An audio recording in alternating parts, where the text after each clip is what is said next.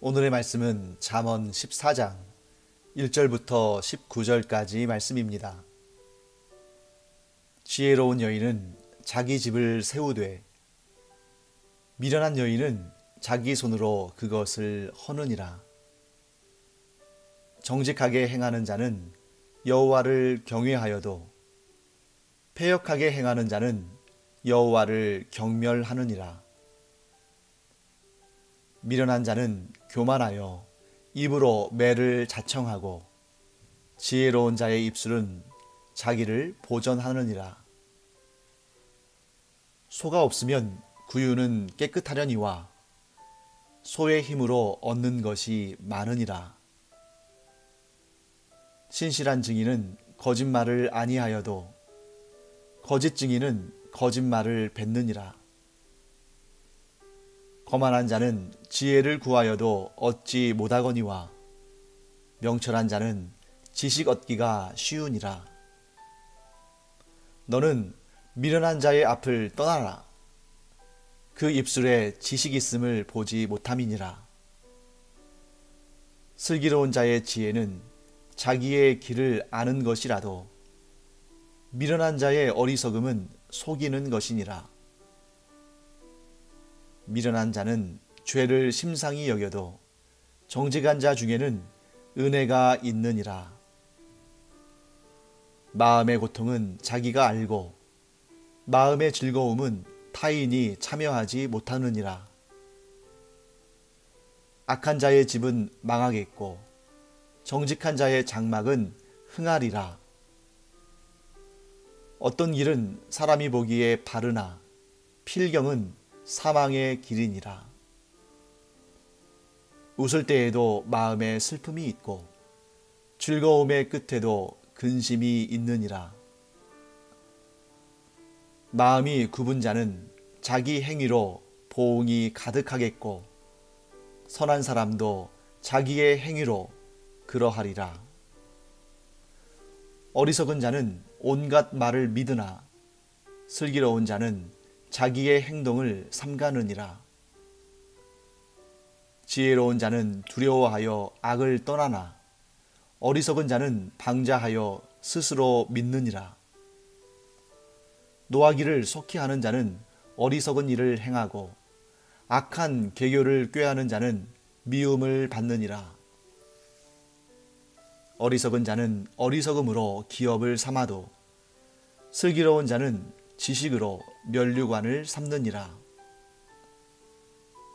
악인은 선인 앞에 엎드리고 불의한 자는 의인의 문에 엎드리느니라.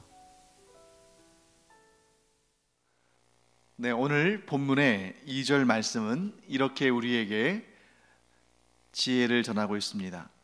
정직하게 행하는 자는 여호와를 경외하여도 패역하게 행하는 자는 여호와를 경멸하느니라. 자, 다시요. 정직하게 행하는 자는 여호와를 경외하여도 패역하게 행하는 자는 여호와를 경멸하느니라. 자, 정직한 자와 패역한 자를 지금 대조하여서 비교하고 있습니다. 자, 그렇다면 우리가 먼저 정직한 자가 어떤 자인지를 알아봐야겠죠. 자, 정직이라는 것은 과연 거짓말을 하지 않는 것인가? 네, 물론 정직이라는 그 개념 속에는 거짓말을 하지 않는 것, 거짓 증언을 하지 않는 것, 남을 속이지 않는 것, 이런 내용들이 포함됩니다. 하지만 정직하다라는 이 개념 속에는 이 거짓말을 하지 않는 것, 그것을 포함하는 더 넓은 의미를 가지고 있다는 거죠. 더 깊고 더 넓은 의미가 이 정직이라는 단어 속에 들어가 있습니다. 자, 그렇다면 정직은 무엇인가? 정직이라는 것은 무엇으로부터 출발하냐면 자기 자신이 어떤 존재인지를 솔직하게 시인하는 것에서부터 출발합니다. 그렇기 때문에 정직은 거짓말을 하냐, 거짓말을 하지 않느냐, 거짓 증언을 했느냐, 거짓 증언을 하지 않았느냐, 남을 속였느냐, 남을 속이지 않았느냐, 물론 그것도 포함이 됩니다만 거기로부터 출발하는 것이 아니라 자기 자신이 어떤 존재인지를 솔직히 시인하고 인정하는 것에서부터 정직은 출발합니다. 그래서 사람이 자기 자신을 정직하게 보면, 자기 자신을 정직하게 인식하면 여호와 하나님을 경외하지 않을 수가 없습니다. 자, 자기 자신이 얼마나 패역한 죄인인지를 안다면, 또한 하나님께서 이러한 정직하지 않은 죄인을 얼마나 엄격하게 대하시는지를 안다면 하나님을 두려워하지 않을 수 없는 것입니다. 또한 나 같은 죄인에 대해서, 나 같은 흉악한 죄인에게 하나님께서 얼마나 큰 은혜와 사랑을 베푸셨는지를 안다면 하나님께 감사하지 않을 수 없고 하나님을 사랑하지 않을 수 없습니다. 그래서 바로 이 하나님을 경외한다는 것은 자기 자신이 어떤 존재인지를 알고, 또한 하나님께서 어떤 은혜를 베푸셨는지를 알므로 하나님을 두려워하며 하나님께 감사를 드리며 하나님을 사랑하는 것, 이것이 바로 하나님을 경외하는 것이죠.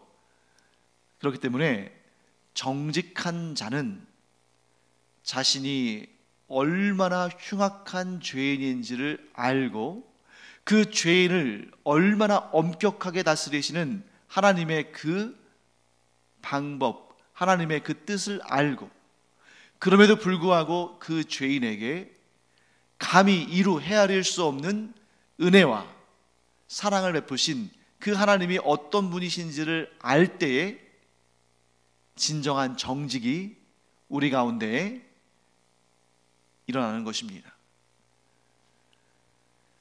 반대로 정직하지 않은 자, 2절 말씀에서는 그 정직하지 않은 자를 패역한 자라고 표현하고 있습니다. 자, 패역한 자는 어떤 사람인가? 사실 우리가 이 잠언에서, 그리고 또 성경 전체에서 패역하다라는 단어를 자주 만나게 됩니다만, 패역이란 단어가 정확히 어떤 의미를 갖는지를 아는 분들이 그렇게 많지는 않을 것 같아요. 특히 지금 젊은 세대 같은 경우는 패역이란 말을 잘 쓰지도 않고 그게 어떤 의미인지를 또 뭐 공부하지도 않았을 것 같습니다. 그래서 우리가 여기에서 패역이란 단어가 무엇을 의미하는지를 잠깐 살펴볼 필요가 있습니다. 국어사전에 패역이란 단어를 찾아보면 이런 의미를 설명하고 있습니다. 사람으로서 마땅히 해야 할 도리를 하지 않고 또 순리에 어긋난 행동을 하는 것, 순리에 어긋나서 불순한 행동을 하는 것, 이런 의미가 담겨 있습니다. 즉 패역하다라는 말은 어떤 의미를 갖고 있어요? 첫째, 순리에 어긋난다.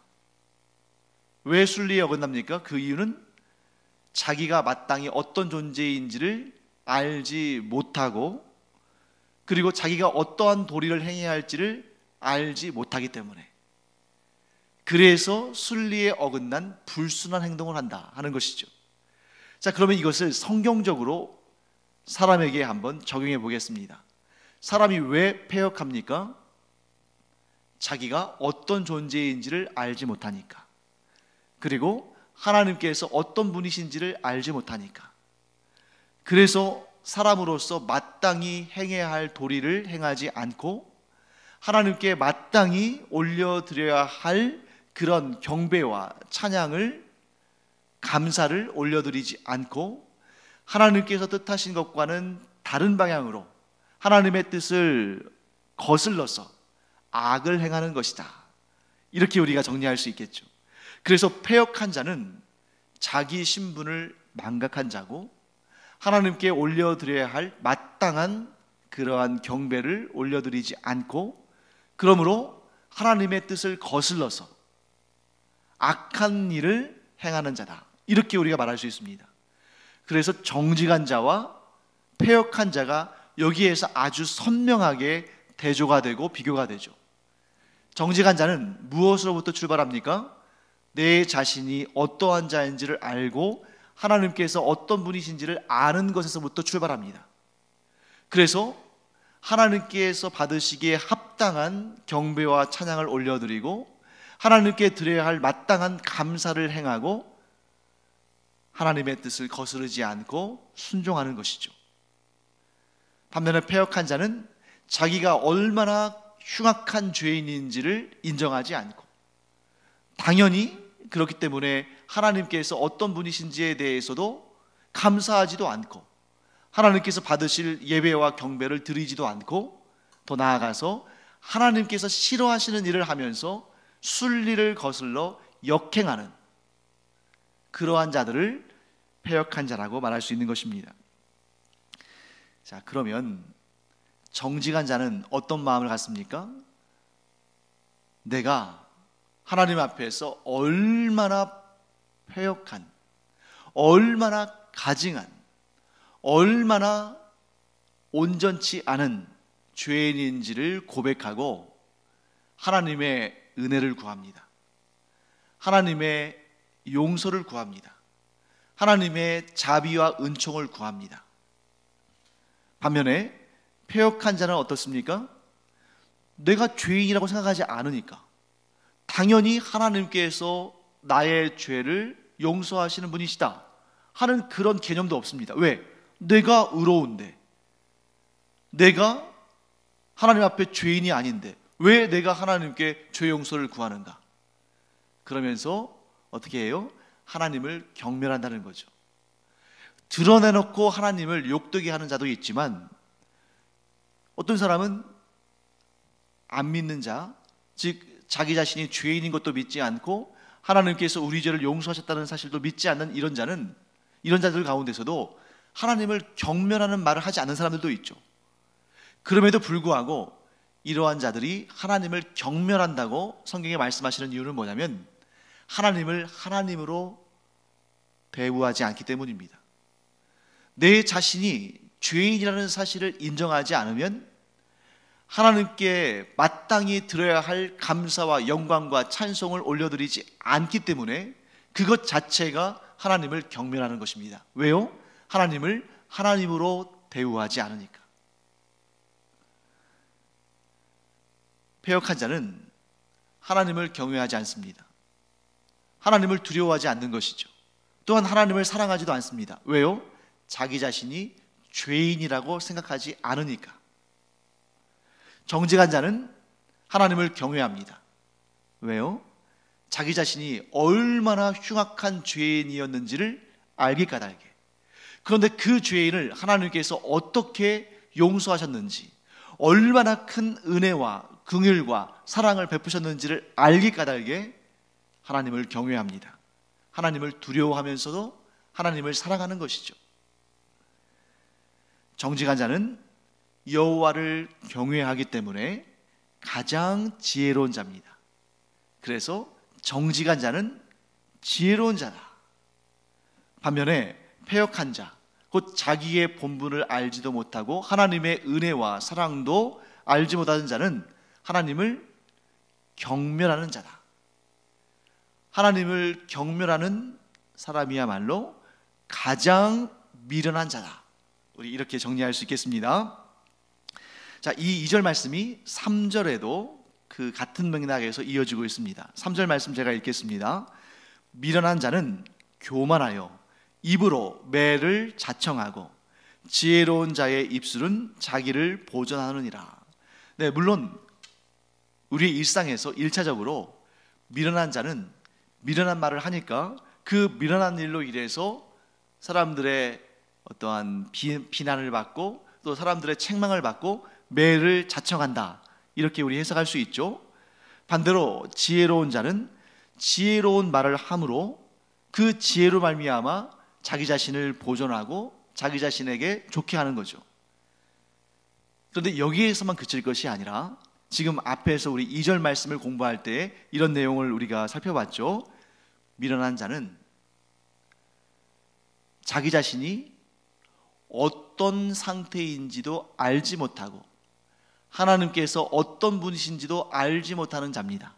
미련한 자. 그래서 이 미련한 자를 다른 말로 2절에서는 패역한 자라고도 표현했죠.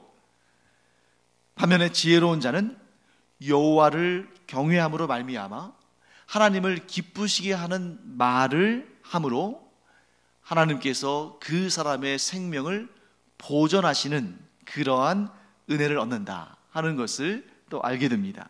그래서 지혜로운 말을 하는 사람은 진정한 지혜로 말미암아 자기의 삶이 보존된다. 반면에 미련한 자는 미련한 말로 인하여서 여호와를 경멸하고 결국 자기의 생명을 지켜주실 하나님을 떠남으로 말미암아 매를 자청하고 멸망하게 된다. 이렇게 정리할 수 있겠습니다. 자, 이 같은 맥락에서 또 5절을 우리가 보겠습니다. 5절은 이런 미련한 자와 지혜로운 자, 정직한 자와 패역한 자, 이 사이의 구분을 어디로 끌고 가냐면 재판장으로 끌고 갑니다. 그래서 5절 제가 한번 읽어보겠습니다. 신실한 증인은 거짓말을 아니하여도 거짓 증인은 거짓말을 뱉느니라. 자, 재판장에서도 지혜로운 자와 미련한 자는 대조가 됩니다. 자, 증인석에 지금 서 있습니다. 증인석에 서 있는 지혜로운 자는 하나님을 경외하기 때문에 신실한 마음으로 증언을 합니다. 그리고 거짓말을 하지 않습니다. 반면에 미련한 자는 하나님을 경외하지 않기 때문에 자기 마음대로 거짓 증언도 하고 거짓말을 뱉어냅니다. 자, 왜 미련한 자는 재판정에서 거짓 증언을 할까? 왜 거짓말을 할까? 자, 미련한 자의 거짓말에는 두 가지 이유가 있습니다. 첫째, 누군가를 음해하기 위해서입니다. 자기가 싫어하는 사람, 자기가 미워하는 사람, 자기가 시기하고 질투하는 사람이 잘 못 되었으면 좋겠다는 마음으로 그 사람에게 불리한 거짓 증언을 아무 꺼리낌 없이 한다는 것이죠. 누군가를 공격하는 행위입니다. 두 번째, 부정한 이익을 얻기 위해서 거짓 증언을 하는 것입니다. 자, 지금 이 상황이 자기에게 어떤 이익을 줄 수 있을까? 그러니까 본능적으로 이 미련한 사람, 이 악한 사람은 본능적으로 무엇을 계산하기에 빠르냐면 이것이 부당한지, 이것이 정당한지 그런 것은 따지지도 않고 과연 어디에서 내가 눈먼 돈을 좀 얻을 수 있을까? 내가 무슨 말을 하면 부당한 이익을 내가 얻을 수 있을까? 거기에 재빠르다는 거죠. 그래서 조금이라도 나에게 더 많은 이익을 가져다 주는 쪽에 섭니다.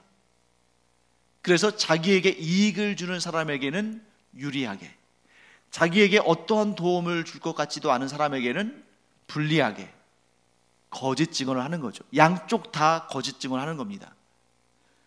진실을 숨겼으니까 어느 쪽에서든지 간에 나에게 이익을 주는 사람이 내 편이니까 양쪽 다 거짓을 하는 겁니다. 나에게 유리한 사람, 나에게 이익을 줄 만한 사람에게는 그 사람에게 유리한 거짓말을 해주고 나에게 별 도움이 되지 않을 사람에게는 그 사람에게 불리한 거짓말을 합니다. 이 두 가지, 누군가를 음해하기 위해서 거짓 증언을 하는 것, 또 부당한 이익을 얻기 위해서 거짓 증언을 하는 것, 이 두 가지는 모두 악한 일입니다. 미련한 자는 한마디로 어떠한 상황과 환경에서든지 간에 자기 자신을 위하기 까닭에, 자기 자신이 부당한 이익을 얻기를 바라기 까닭에 어떤 경우에도 악한 말, 곧 거짓말을 내뱉습니다. 자, 그가 왜 이런 일을 할까? 왜 이렇게 악한 일을 할까? 왜 이렇게 악한 거짓말을 할까? 이유는 딱 한 가지입니다. 하나님을 두려워하지 않기 때문이다. 곧 하나님을 경외하지 않기 때문이다. 그러므로 모든 지혜의 근본은 여호와를 경외하는 것이지만 모든 거짓말, 모든 미련함, 모든 악함의 출발점은 여호와를 경외하지 않는 것이다. 곧 여호와를 경외하느냐, 여호와를 경외하지 않느냐, 이것에 따라서 지혜로운 자가 나오고 미련한 자가 나오는 것입니다. 지혜와 미련함의 구분점은 바로 여호와 하나님을 경외하느냐 경외하지 않느냐, 그것으로 결정이 된다는 것이죠. 그런데 때때로 이 세상에 살아가는 사람들을 바라보면 하나님을 경외하지 않는 자가 지혜로워 보일 때가 있다는 것입니다. 어떻게 해요? 여호와 하나님을 경외하지 않기 때문에 경우에 따라서 이런 거짓말도 하고 저런 술수도 쓰고 하는 사람이 이 세상에서는 아주 처신도 재빠르게 하고 또 사람들의 마음을 또 이용도 하고 하면서 돈도 더 많이 벌고 승진도 더 잘하고 사회에서 제 앞가림을 잘하는 것처럼 보입니다. 그래서 세상 사람들은 뭐라고 말하냐면, 사회에서 좀 성공하려면 거짓말도 좀 적당히 할 줄 알아야 되고 얼굴도 좀 뻔뻔해야 되고 더러운 것도 손에 좀 묻힐 줄 알아야 된다, 이런 말을 많이 합니다. 언뜻 보기에는 우리가 보기에도 그 말이 맞는 것처럼 보입니다. 사람이 너무 청렴하고 너무 거짓말을 못하고 손에 아무런 더러운 것도 묻히지 않으려고 하면 그 사람이 사회생활을 좀 잘 못한다고 하기도 하고 눈치가 없다고도 하고 너 그렇게 살아가지고 어떻게 이 험한 세상에서 네 앞가림하면서 살겠느냐 하는 말을 하기도 합니다. 때때로 우리도 그렇구나, 그럴 수 있구나 하는 생각이 들기도 합니다. 그런데 우리는 악한 사탄의 그런 미혹에 넘어가서는 안 됩니다. 그런 세상의 말들, 세상에서 잘 살려면, 세상에서 성공하려면, 세상에서 앞가림하면서 살려면 거짓말도 적당히 할 줄 알아야 되고 손에 더러운 것도 좀 묻힐 줄 알아야 되고 다른 사람들로 좀 속이고 이용도 하면서 살아야지, 너처럼 그렇게 깨끗하게 정직하게 바르게 살아서는 이 세상에서 도태된다, 당하고만 산다, 실패한 인생 산다, 이러한 사탄의 미혹에 우리는 절대적으로 우리의 마음을 지켜야 됩니다. 왜 그렇습니까? 하나님이 계시지 않다면, 하나님께서 지켜보지 않으신다면, 하나님께서 듣고 계시지 않으신다면, 하나님께서 선악간에 판단하지 않으신다면, 하나님께서 보응하지 않으신다면 세상 사람들이 말하는 것이 옳습니다. 하지만 우리는 그러한 유혹에 현혹되어서는 안 됩니다. 왜 그렇습니까? 하나님께서 계시니까, 하나님께서 다 보고 계시니까, 하나님께서 다 듣고 계시니까, 하나님께서 선악간에 판단하시니까, 하나님께서 보응하시니까 우리는 성경이 말씀하시는 정직한 삶을 살아야지 세상 사람들이 보기에 융통성이 있고 세상 사람들이 보기에 적절하고 세상 사람들이 보기에 지혜로운 그런 삶을 살아서는 안 된다는 것입니다. 우리가 세상 사람들이 사는 것처럼 적절하게 거짓말도 하고 적절하게 불의도 행하고 적절하게 더러운 것을 손에 묻히고 발에 묻히고 살았다가 어떤 일을 당하게 됩니까? 하나님께서 마지막 날에 우리를 보시고 우리의 이 땅에서 살아온 모든 그런 순간들을 보여주실 텐데, 하나님 앞에 선 우리가 하나님 앞에서 우리의 삶에 그렇게 적절하게 타협하고 살아갔던 모습들을 바라볼 때, 하나님도 보시고 우리도 그 현장에서 그 모습들을 바라볼 때 얼마나 부끄러움을 당하겠습니까?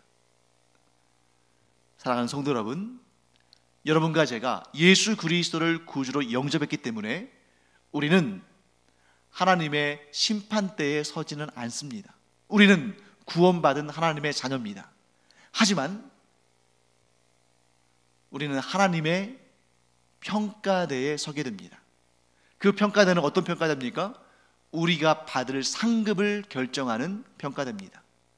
그때 하나님께서 우리의 삶을 돌아보시면서 네가 이렇게 정직히 행했구나, 네가 나를 이렇게 경외하며 살았구나, 네가 나를 이렇게 사랑하는 그런 마음으로 내가 기뻐하는 일을 행했구나, 이 모든 일들에 내가 차고 넘치는 영원한 상급으로 너를 채워주겠다, 이런 말씀을 들으면 얼마나 그때 우리의 마음이 기쁘고 즐겁고 감사하겠습니까? 그런데 네가 예수 그리스도를 믿어서 나의 자녀가 되고 구원을 받았다만 내 마음을 아프게 하는 일들도 상당히 많이 했구나. 네가 정직하지 못할 때도 많이 있었고, 네가 세파에 찌들려서 나를 기쁘게 하기보다는 너 자신을 세상적인 기쁨으로 채우는 그런 일들이 많았구나. 이런 말씀을 듣는다면 우리의 마음도 그때 얼마나 무너질까. 사랑하는 성도 여러분, 우리가 이 세상을 살아갈 때에 이 세상은 나의 본향이 아니라는 사실을 분명히 깨닫기를 원합니다. 이 세상은 나그네 길이고, 이 세상은 내가 하나님 앞에 설 날 내가 어떤 상을 받을지를 결정하는 그런 시간들이지만, 그 상들을 누리며 사는 것은 이 세상을 떠나 우리가 천국에서 살 때입니다. 그러니까 이 세상에서는 우리가 열심히 일해야 됩니다. 하나님께서 기뻐하시는 일을 행하고, 하나님께서 상 주실 일들을 행하고, 그리고 그것을 천국에서 누려야 합니다. 그러므로 이 땅을 살아갈 때, 이 짧은 인생 살아갈 때에 우리가 하나님을 기쁘시게 하는 그런 생각과 그런 말과 행동들로 우리의 삶을 채워나가기를 원합니다. 물론 어려운 일이죠. 물론 힘든 일입니다. 이 세상에서 내 육신의 정욕을 만족시키는 일을 행하는 것, 그것은 우리에게 달콤하고 수월하고 즐거운 육체적 쾌락을 줄 수 있습니다. 하지만 그것은 하나님께서 기뻐하시는 일이 아닙니다. 하나님께서 기뻐하시는 생각을 하고, 하나님께서 기뻐하시는 말을 하고, 하나님께서 기뻐하시는 일을 성실히 수행하는 것이 비록 어렵고 힘든 일이지만, 그것이 어렵고 힘든 일이기 때문에 주어지는 상이 큰 것입니다. 사랑하는 성도 여러분, 우리가 하나님 앞에 우리 자신이 어떤 자인지를 분명히 깨닫고, 우리가 또한 어떤 삶을 위해서 부름받은 자인지를 우리가 날마다 마음에 새기며 하나님을 기쁘시게 해드리는 그런 정직한 자, 곧 지혜로운 자가 되기를 간절히 축원합니다. 하지만 내가 어떠한 자인지를 정확히 알지 못하는 사람들은 하나님을 나의 주인이라고 고백하지 아니하고 내 자신을, 자기 자신을 자기 인생의 주인으로 삼고, 자기의 욕심이, 자기의 정욕이 원하고 바라는 것들을 구하기 위해서 그 인생을 사용하고, 또한 거짓말을 밥 먹듯이 하고, 하나님께서 원하시는 길이 아니라 하나님께서 원치 아니하시는 길로 가면서 하나님의 뜻을 따르지 않는 패역한 삶을 살아갑니다. 그들과 함께 우리가 살아가는 이 세상 가운데 때로는 그들에게 우리가 혹하니 휩쓸려 갈 만한 유혹을 받기도 합니다. 왜요? 그들의 삶이 좋아 보이기도 하고, 그런 삶이 즐거워 보이기도 하고, 그런 삶이 현실적인 유익을 얻는 것처럼 보이기 때문입니다. 하지만 사랑하는 성도 여러분, 우리가 어제 본 것처럼 악인들이 쌓아가는 재물과 악인들이 쌓아가는 권력을 부러워하지 말아라. 왜냐하면 그 모든 것, 그들이 그렇게 열심히 쌓아가는 그 재물과 권력은 결국 하나님께서 의로운 자들에게 주실 것이다. 이 믿음을 가지고 오늘도 우리가 정직하고 지혜로운 삶, 하나님 보시기에 복되고 아름다운 삶을 살아가기를 간절히 축원합니다. 그래서 우리 마지막으로 9절 말씀 볼까요? 미련한 자는 죄를 심상히 여겨도 정직한 자 중에는 은혜가 있느니라. 좀 어려운 말이 나왔죠. 미련한 자는 죄를 심상히 여긴다. 쉽게 말하면 이것입니다. 미련한 자는 죄를 우습게 여긴다는 거죠. 그런데 정직한 자 중에는 은혜가 있느니라. 자, 여기 아주 깊은 진리가 담겨 있습니다. 미련한 자는 죄를 우습게 여겨요. 그래서 그 죄가 하나님 앞에 얼마나 심각한 것인지를 알지 못합니다. 그래서 오히려 죄를 쉽게 여겨서 자기의 부를 쌓는데, 자기의 권력을 쌓는데 그런 죄들을 막 이용합니다. 그 죄가 얼마나 무서운 것인지를 알지 못하고 자기가 치부하는데, 권력을 얻는데 그걸 도구로 막 사용해요. 그게 얼마나 위험한 것인지도 알지 못하고, 그게 얼마나 위독한 독인지도 알지 못하고. 그런데 정직한 자 중에는 은혜가 있느니라. 정직한 자가 왜 은혜가 있을까요?